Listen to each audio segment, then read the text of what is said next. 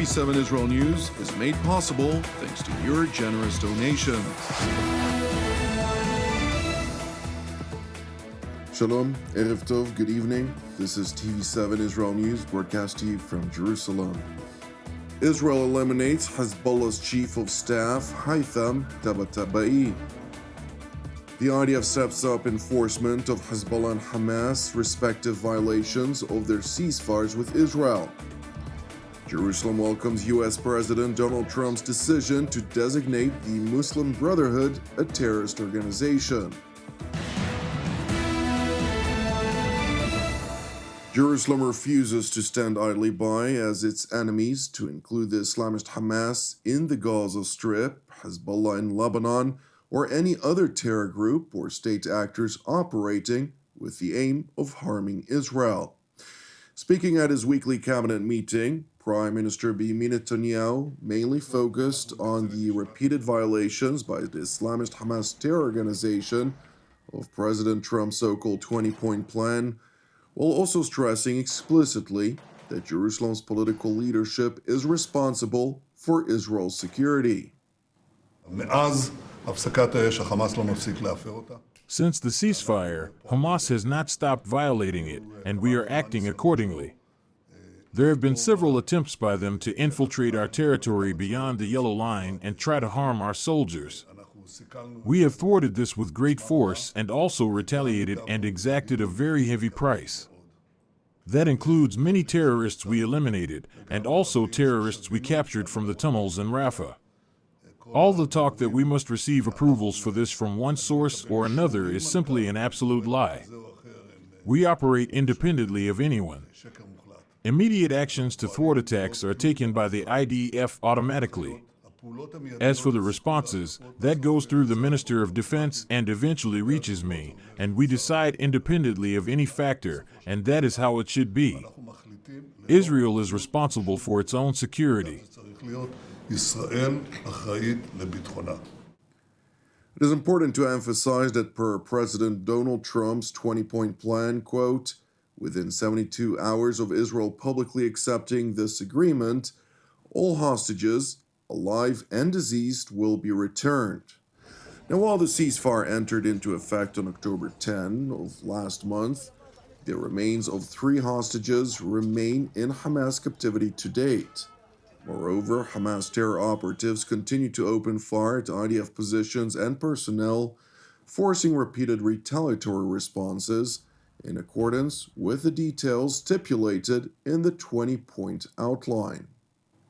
Ever since that day, the terror group has repeatedly violated the agreement, from not returning all of our hostages to attacking our soldiers and killing 3 of them in the Gaza Strip under this plan, to crossing the IDF's yellow line, posing an immediate threat to our soldiers, to stealing humanitarian aid and brutalizing their own people inside of the Gaza Strip. This is Hamas, the terror organization who said they were committed to this plan, has continued to prove otherwise.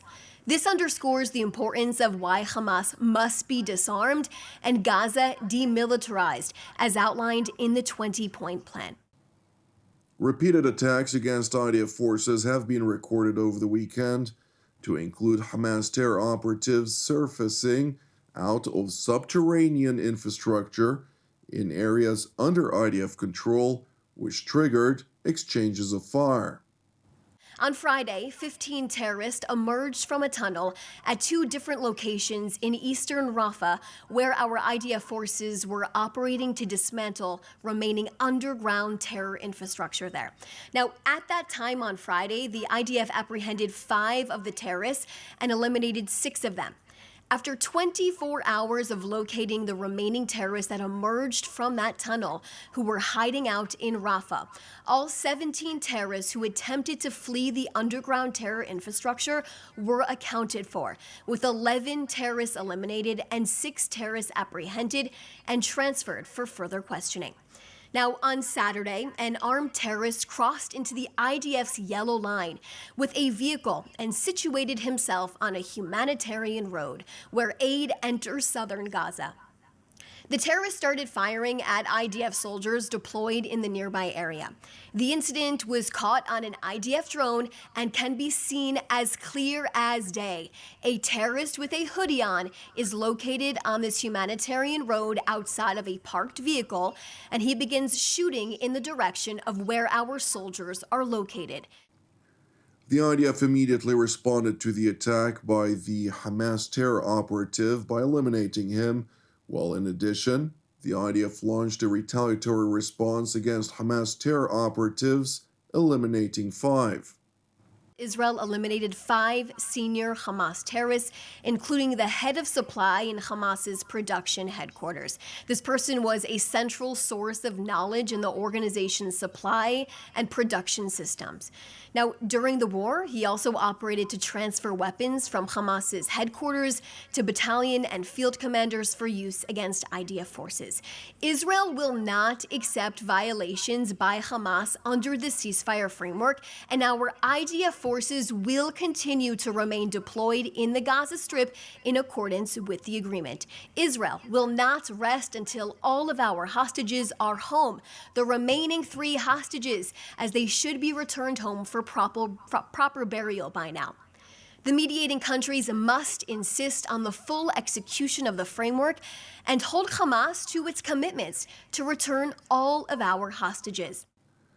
Turning to Israel's northern front, where the IDF, guided by its intelligence directorate, struck in the area of Beirut and eliminated the terrorist Haytham Tabatabai, Hezbollah's chief of general staff.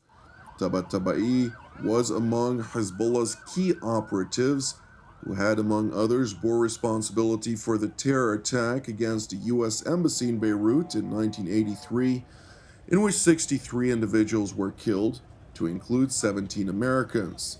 Moreover, Tabatabai also played a role in the 1983 U.S. Marine barracks, as well as the French barracks bombings, which claimed the lives of 241 U.S. service members and 58 French paratroopers, alongside dozens of Lebanese civilians.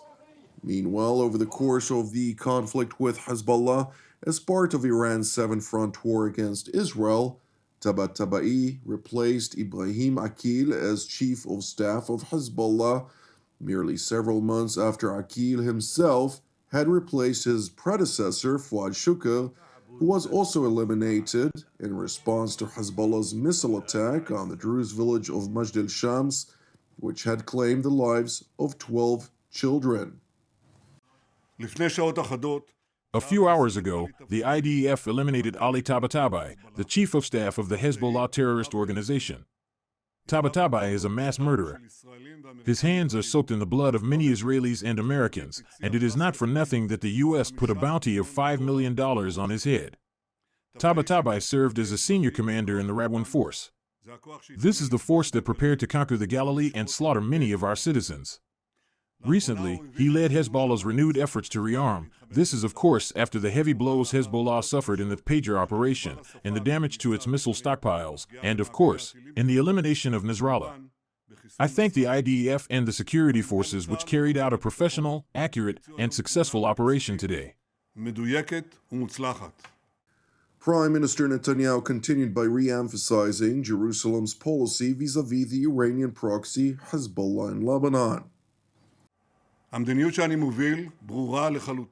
The policy I am leading is absolutely clear. Under my leadership, the State of Israel will not allow Hezbollah to rebuild its power, and we will not allow it to pose a threat to the State of Israel again.